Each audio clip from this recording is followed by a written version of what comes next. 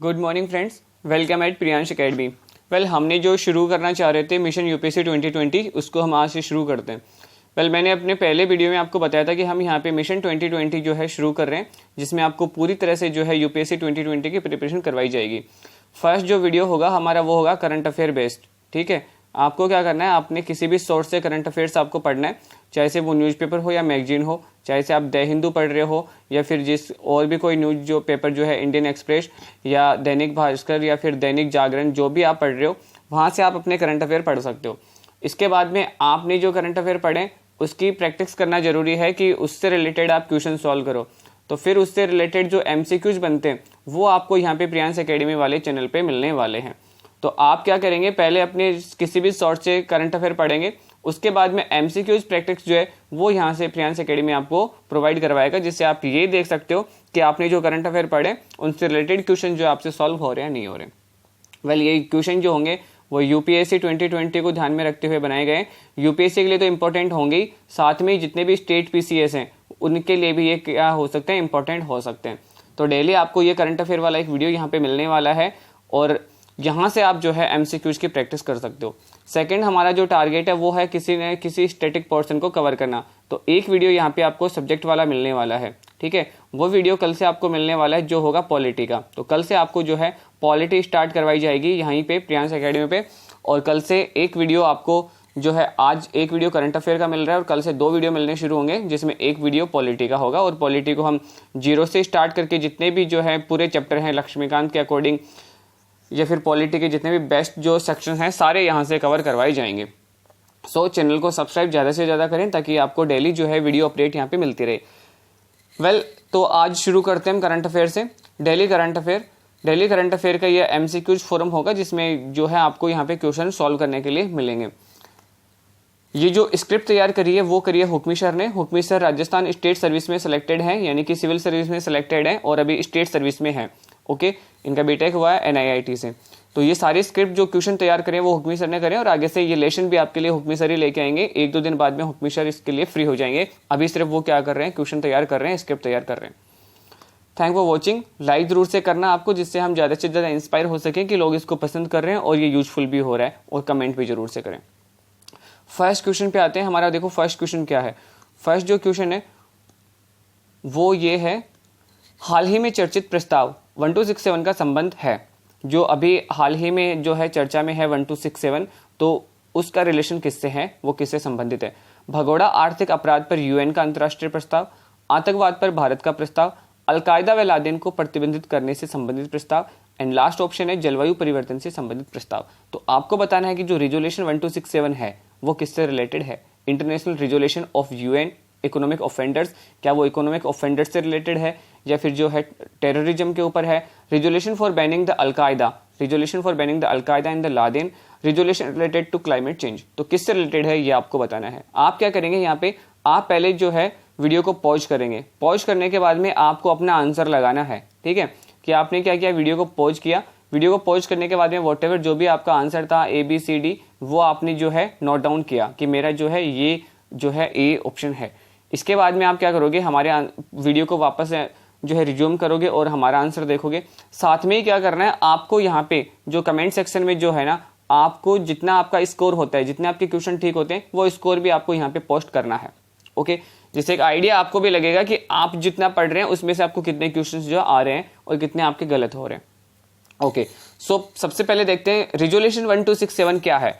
तो रिजोल्यूशन 1267 जो है वो है अलकायदा व लादेन को प्रतिबंधित करने से संबंधित। देखो तीनों ही ऑप्शन यहाँ पे, ये चारों ऑप्शन यहाँ पे ऐसे हैं जिनमें हमें कंफ्यूजन हो सकता है, क्योंकि अभी काफी सारे लोग जो है लोन लेके भाग रहे हैं। ठीक है, तो क्या ऐसा हो सकता है कि उनके लिए बना दिया गया हो, लेकिन उनके लिए नहीं है। ठीक है, राइट आंसर क्या है यहाँ पे, राइट आंसर जो है वो है C, resolution for banning al Qaeda and the Laden.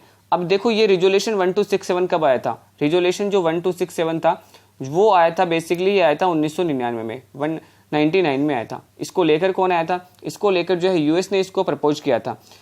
UN की जो सिक्योरिटी काउंसिल है, ठीक है, UN की जो सिक्योरिटी काउंसिल है उसमें ये लेकर आया गया था 1990 में। कब लेके आया गया था? 1990 में। और क्यों लेके आया गया था? क्योंकि उस टाइम के ऊपर काफ़ी सारे आतंकवादी संगठन थे जो ज़्यादा अपने आप को बढ़ा रहे थे और यूएस को भी है ना धमकी दे रहे थे उस टाइम पे आतंकवादी हमले की। तो यूएस भी थोड़ा सा डरा हुआ था, तो उसने क्या किया, इंटरनेशनल लेवल पे कुछ जो संगठन थे उनको बैन करने के लिए रेजोल्यूशन 1267 लाया गया था। अभी हाल ही में चर्चा में क्यों था ये? हाल ही में चर्चा में इसलिए है क्योंकि अभी क्या हुआ कि भारत के ऊपर जो पुलवामा अटैक हुआ था, ठीक है, और पुलवामा जो अटैक होता है, पुलवामा अटैक के बाद में जो जिम्मेदारी लेता है कि किसने किया है, तो जैश-ए-मोहम्मद ने ये अटैक करवाया, ऐसा उन्होंने इसकी जिम्मेदारी ली। और जिसका हेड कौन है? जिसका हेड है अजहर मसूद। तो इस अजहर मसूद और इसका जो आतंकवादी संगठन है जैश-ए-मोहम्मद, इसको जो है वो बैन करने के लिए ये रेजोल्यूशन 1267 फिर से मतलब कि जो है यूएन की जो सिक्योरिटी काउंसिल है उसमें ये पास किया गया है। लेकिन पास इसको किसने किया है? पास इसको इंडिया ने नहीं किया है, इसलिए जो ये आतंकवाद पर भारत का प्रस्ताव, ये ऑप्शन जो है गलत हो जाता है। ठीक है, कि इसको प्रस्ताव को लेके कौन है? ब्रिटेन एंड फ्रांस इसको लेके आए हैं। ओके, तो ये था 1267 रेजोल्यूशन था। ठीक है, एक बार फिर से देख लेते हैं थोड़ा सा, यहाँ पे इसके बारे में डिटेल दी गई है। 1267 जो है 15 अक्टूबर 1999 को जो है सुरक्षा परिषद में सर्वसहमति से अपनाया गया था। उस समय तालिबान, अलकायदा और दुनिया भर में फैले आतंकवादियों को प्रतिबंधित करने के लिए सूचीबद्ध किया गया था। बाकी की डिटेल्स जो है आप यहाँ पे देख सकते हो। ठीक है, अच्छा, इसमें एक चीज और है कि यूएन की जो सिक्योरिटी काउंसिल के जो मेंबर हैं, परमानेंट मेंबर है, अगर उसमें से एक भी मेंबर अपोज करता है तो ये रेजोल्यूशन जो है वो फिर पास नहीं होता है। नेक्स्ट क्वेश्चन देखते हैं, काटसा, CAATSA, काटसा के संबंध में सत्य कथन है। यह अमेरिका का एक दंडनीय कानून है जिसका उद्देश्य ईरान, रूस, उत्तरी कोरिया की आक्रामकता का सामना करना है। सेकंड ऑप्शन है, under this United State as threatened to the stop purchase the S-400 system. तो आपको यहाँ पे दो ऑप्शन दिख रहे होंगे। पहला ऑप्शन है कि अमेरिका का एक कानून है जिसके थ्रू ईरान, रूस और उत्तरी कोरिया को आक्रामकता को ये कम करना या सामना करना चाहते हैं। सेकंड ऑप्शन है, इसके तहत अमेरिका ने भारत को S-400 प्रणाली को खरीद रोकने से धमकी दी है। राइट स्टेटमेंट क्या है? राइट स्टेटमेंट है पहला, ये जो है स्टेटमेंट है वो बिल्कुल सही है। काटसा का मतलब है यहाँ पे counter America's advisory through section act. ठीक है, ये है काटसा। क्या काटसा की जो फुल फॉर्म है वो क्या है? Countering American advisory through section act. ठीक है, और ये कब आया था? ये आया था जो है 1 जनवरी 2018 को ये लेके आया गया था। ये किस लिए लेके आया गया था? इस एक्ट के थ्रू अमेरिका क्या करना चाह रहा था? अमेरिका अपने जो प्रतिद्वंदी यानी कि कॉम्पिटिटर जो कुछ कंट्रीज हैं, ठीक है, उनको काउंटर करने के लिए लेके आया गया था। और स्पेशली इसमें कौन शामिल था? ईरान, रूस और उत्तरी कोरिया। और इस एक्ट में क्या कहा गया है कि इन कंट्रीज के साथ में बिजनेस करने वालों के लिए, कुछ कंडीशंस में बिजनेस करने वालों के साथ में यूएसए क्या करेगा, मतलब कि यूएसए आक्रामकता दिखाएगा अपने, कि यूएसए उन देशों को क्या करेगा? बैन करेगा या फिर किसी भी तरह से उनको क्या करेगा? वो काउंटर करेगा। तो फर्स्ट स्टेटमेंट बिल्कुल सही है यहाँ पे। सेकंड है, इसके तहत अमेरिका ने भारत को S-400 प्रणाली को खरीदने से रोकने की धमकी दी है। अभी हाल ही में क्या हुआ कि दो कंट्रीज हैं, एक है टर्की और एक है इंडिया। ठीक है, एक है भारत। इन दोनों ने क्या हुआ कि S-400 प्रणाली खरीदी है। तो इस S-400 प्रणाली को खरीदने से जो है वो अमेरिका क्या चाहता है? रोकना चाहता है कि ये जो है आप रशिया से जो खरीद रहे हो तो रशिया से आप नहीं खरीदें, और जो है इसके लिए अगर आपने रशिया से खरीदे तो हम आपके ऊपर कुछ प्रतिबंध लगाएंगे। तो काटसा जो है वो एक दंडनीय कानून है, और उन देशों के लिए कि ईरान, रूस और उत्तरी कोरिया से अगर आप कुछ खरीदते हो तो अमेरिका आपके ऊपर क्या कर सकता है? प्रतिबंध लगा सकता है। Statement first is the right and second is also right. दोनों स्टेटमेंट बिल्कुल सही है यहाँ पे। तो राइट आंसर क्या हो जाएगा? द, दोनों सही है। अब जो है S-400 प्रणाली क्या है, इसको हम देखते हैं नेक्स्ट क्वेश्चन के अंदर। फर्स्ट यहाँ पे तो है CAATSA, the countering America's advisory through section act is the United State federal law. ये एक यूनाइटेड स्टेट का फेडरल लॉ है that impose section on Iran. किस कंट्री के लिए है? Iran, North Korea and the Russia, इन तीनों कंट्रीज के लिए। The bill pass on the July 27, 2017 में। फिर इसके बाद में इसको जो पास किया गया था वो किया गया था इसको 2018 में, 1 जनवरी 2018 में इसको फिर पास कर दिया गया था। ये इंट्रोड्यूस कब किया गया था? 2017 में। ओके, नेक्स्ट क्वेश्चन देखते हैं। S-400 प्रणाली का संबंध है। S-400 सिस्टम इज कंसर्न्ड, यानी कि जो S-400 है वो क्या है? ऑप्शन फर्स्ट, सूर्य की कार्य प्रणाली समझने की प्रणाली। सेकंड है, रूस द्वारा विकसित की गई रक्षा प्रणाली। थर्ड है अमेरिका की वीजा प्रणाली and the fourth is the Iran की नाभिकीय विकास प्रणाली। वेल पिछला क्वेश्चन देखा तो आपने ये दो तो कट हो जाते हैं कि ये दो तो नहीं हो सकते, जो बचता है फिर बै या दै में से बचता है कि रूस द्वारा या तो विकसित एक मिसाइल रक्षा प्रणाली है या फिर ईरान की नाभिकीय विकास प्रणाली है, क्योंकि रूस एंड ईरान और साउथ कोरिया जो है नॉर्थ कोरिया है उनसे बिजनेस से रिलेटेड जो है पिछला क्वेश्चन था हमारा।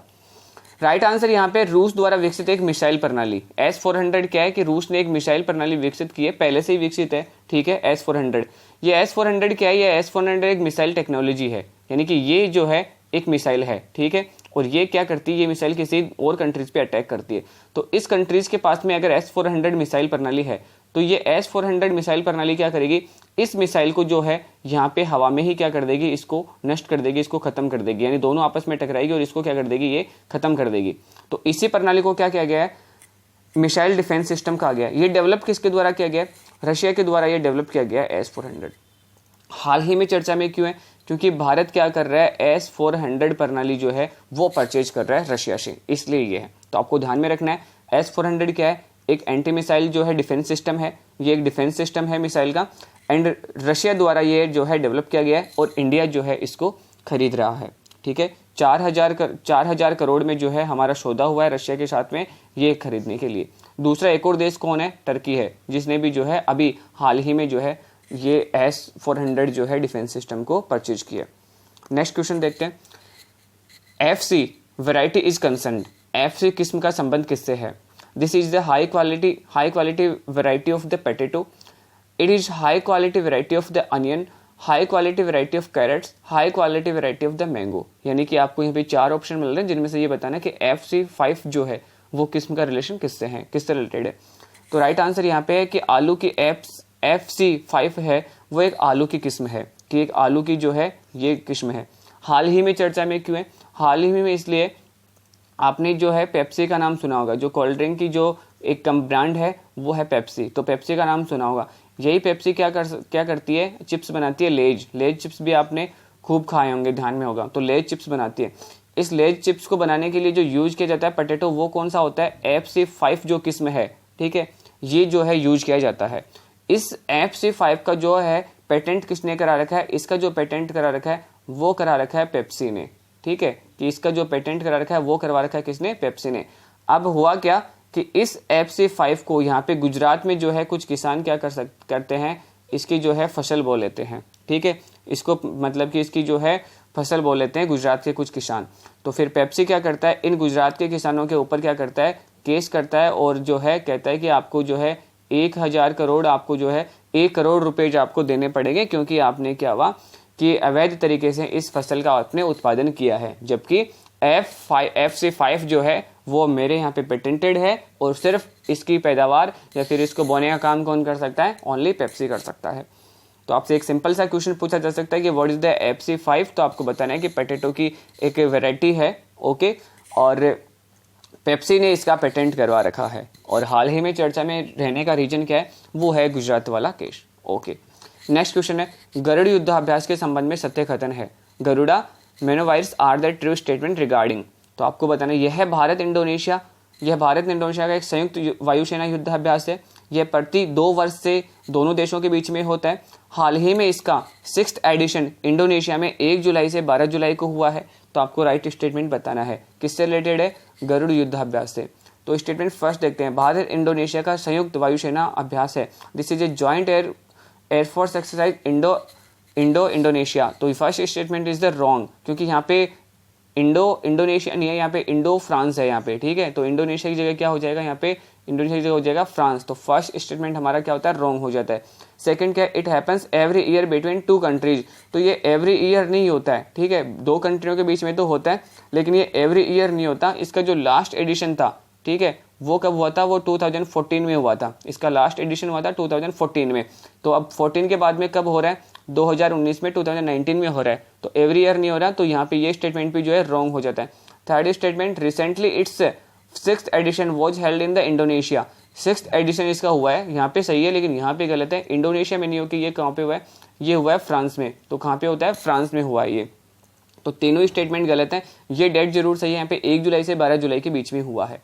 तो यहाँ पे स्टेटमेंट राइट आंसर क्या हो जाएगा, कोई सत्य नहीं है, कोई भी स्टेटमेंट सही नहीं है, यानी कि D is the correct answer. तीनों स्टेटमेंट यहाँ पे गलत है, ठीक है।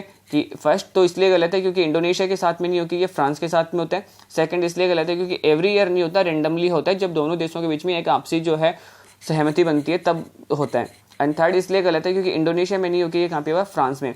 2014 में इसका 5th एडिशन हुआ था, और वो 5th एडिशन कहाँ पे हुआ था, इंडिया में हुआ था, और इंडिया में भी कहाँ पे हुआ था, जोधपुर राजस्थान में हुआ था इसका 5th एडिशन, ठीक है। ये आपको ध्यान में रखना है। तो गरुड़ा क्या था, फ्रांस और इंडिया के बीच में होने वाला एक युद्धाभ्यास है। नेक्स्ट क्वेश्चन है, समाचार पत्रों में पढ़ा जाने वाला शब्द क्वाड, क्वाड का संबंध किससे है, what is the quad, the term quad is the read in the newspaper. तो इसका रिलेशन किससे है, भारत, चीन, रूस व अफगानिस्तान का सहयोग समूह है। क्या ये एक भारत, चीन और रूस को, अफगानिस्तान को मिलाकर जो है कोऑपरेटिव ऑर्गेनाइजेशन है। इसके बाद में कैंसर रोधी दवा, cancer anti cancer drug, Bharat, Japan, America, Australia का सहयोग समूह है। एंड फोर्थ ऑप्शन है ईरान न्यूक्लियर प्लांट। तो क्या है क्वाड जो है वो क्या है, तो क्वाड जो है वो है, राइट आंसर यहाँ पे है सी, भारत, जापान, अमेरिका व ऑस्ट्रेलिया का सहयोग समूह है। भारत, जापान और अमेरिका ने मिलकर एक सहयोग समूह बना रखा है जिसका नाम क्या देखा, क्वाड। और बेसिकली अगर क्वाड की बात करें तो क्वाड का जो मीनिंग होता है हिंदी में वो क्या होता है, वो होता है 4। तो ये 4 कंट्रीज मिलकर अपने आप को क्या कहते हैं, क्वाड कहते हैं। और ये इन्होंने संगठन किस लिए बनाया, ताकि यहाँ पे क्या कर सके, चीन को ये काउंटर कर सके, ठीक है।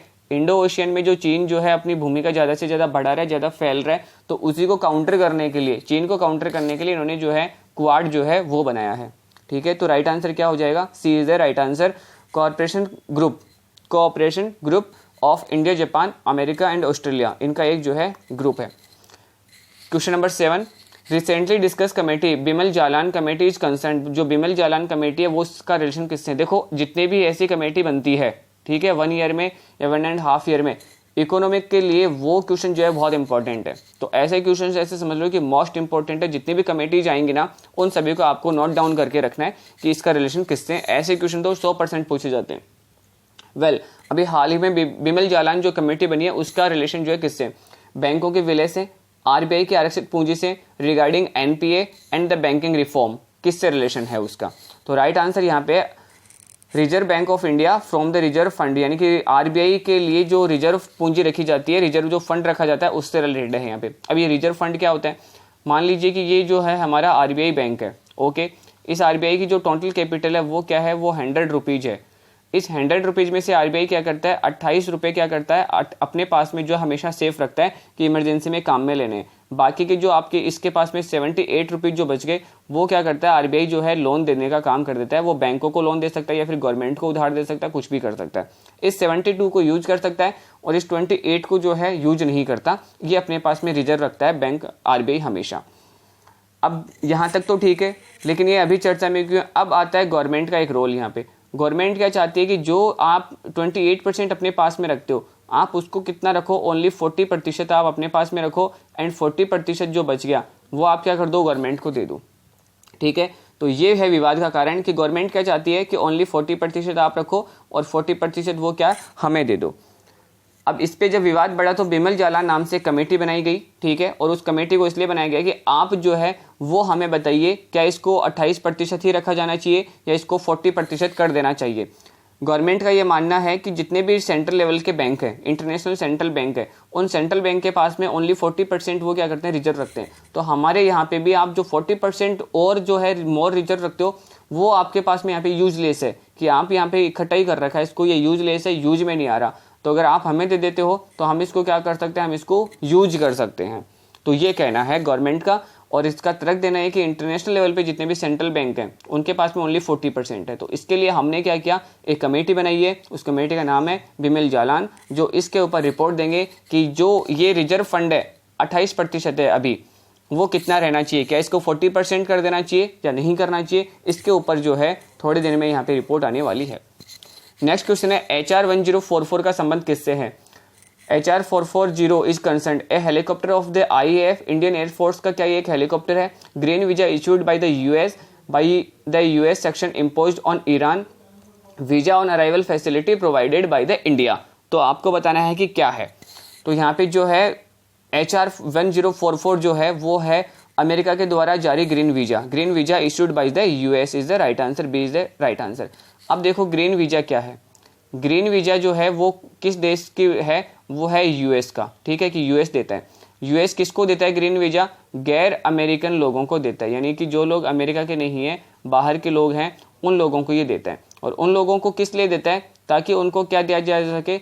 स्थायी निवास दिया जा सके। अब मान लो कि कोई जाके अमेरिका में जो है बिजनेस कर रहा है, लेकिन अभी उसके पास में वहाँ का परमानेंट जो है वो है परमानेंट, वो रह नहीं सकता वहाँ पे। तो परमानेंट रहने के लिए उसको एक स्थायी निवास चाहिए।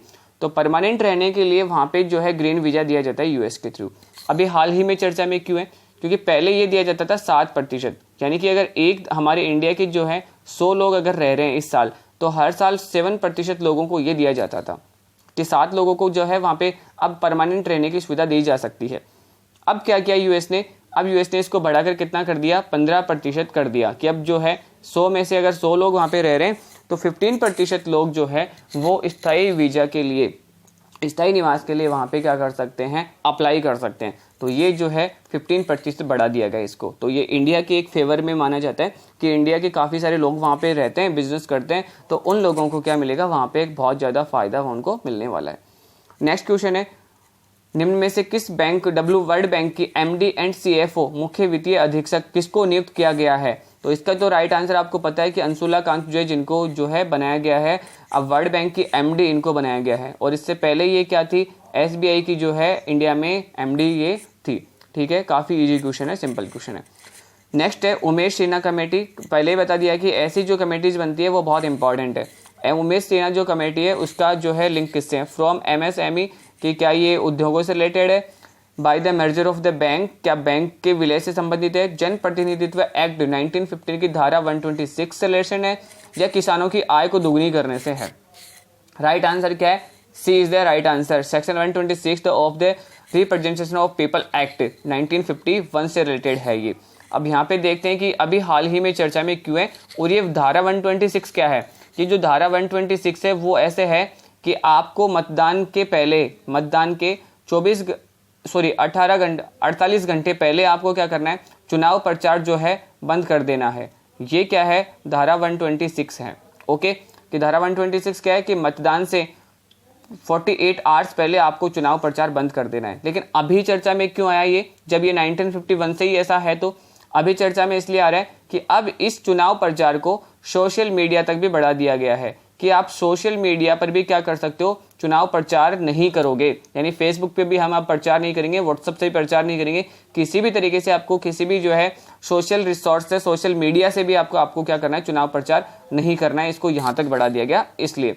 और ये कब आया था? अभी 2018 वाले जो चुनाव हुए थे, इलेक्शन हुए थे, तब ये जो है आया था 2018 में। ओके, ये सारे क्वेश्चन जो रिलेटेड हैं ये कल की जो है न्यूज़पेपर में जो कुछ हाईलाइट हुआ है वहाँ से है। तो ऐसे करके ये डेली जो है न्यूज़पेपर में जो भी हाईलाइट होता है उससे रिलेटेड होंगे। नेक्स्ट क्वेश्चन है, गोडावन प्रजनन केंद्र कहाँ पर स्थापित किया जा रहा है? राजस्थान वालों के लिए तो ये क्वेश्चन बहुत इंपॉर्टेंट है और यूपीएससी के लिए भी इंपॉर्टेंट है। गोडावन पे एक बार यूपीएससी क्वेश्चन पूछ भी चुका है। ठीक है, तो इनके लिए भी क्या है? ये इंपॉर्टेंट है। राइट आंसर यहाँ पे क्या है? Quota is the right answer. की कोटा में जो है गोडावन प्रजनन केंद्र एक स्थापित किया जा रहा है। ओके, तो ये थे आज के क्वेश्चन। और अब आपको जो है आज न्यूज़पेपर में जितना भी कुछ आता है वो आप आज पढ़ लीजिए और उसके एमसीक्यूज आपको कब मिलने वाले हैं? कल आपको मॉर्निंग में आज वाले न्यूज़पेपर से रिलेटेड सारे एमसीक्यूज मिलने वाले हैं। तो कुछ लोग जो है एमसीक्यू कुछ न्यूज़पेपर नहीं पढ़ पाते हैं, वर्किंग एस्पिरेंट है, उनको भी यहाँ पे क्या हेल्प मिल रही है कि उनको डायरेक्ट यहाँ पे क्वेश्चन मिल रहा है, थोड़ा सा कॉन्सेप्ट उनको मिल रहा है। तो अगर वो थोड़ा स्किप भी कर रहे हैं तो भी उनके लिए यहाँ पे जो है काम चल सकता है उनका। ठीक है, तो ये था हमारा एमसीक्यूज जो करंट अफेयर से था। नेक्स्ट जो वीडियो आपको मिलने वाला है वो मिलने वाला है पॉलिटी के लिए। कल से हम जो है यहाँ पे एक सब्जेक्ट पॉलिटी भी शुरू करने जा रहे हैं और हमारा जो टोटल जो टारगेट है वो है यूपीएससी 2020, यानी यूपीएससी 2020 जो है वो हमारा यहाँ पे एक टारगेट रहेगा। उसको एनी हाउ जो है हम प्रीलिम्स को यहाँ पे क्रैक करवाने की पूरी कोशिश करेंगे। सारे तरह के यहाँ पे वीडियोज आपको मिलेंगे। Thank you, all the best, पढ़ते रहिए, खुश रहिए।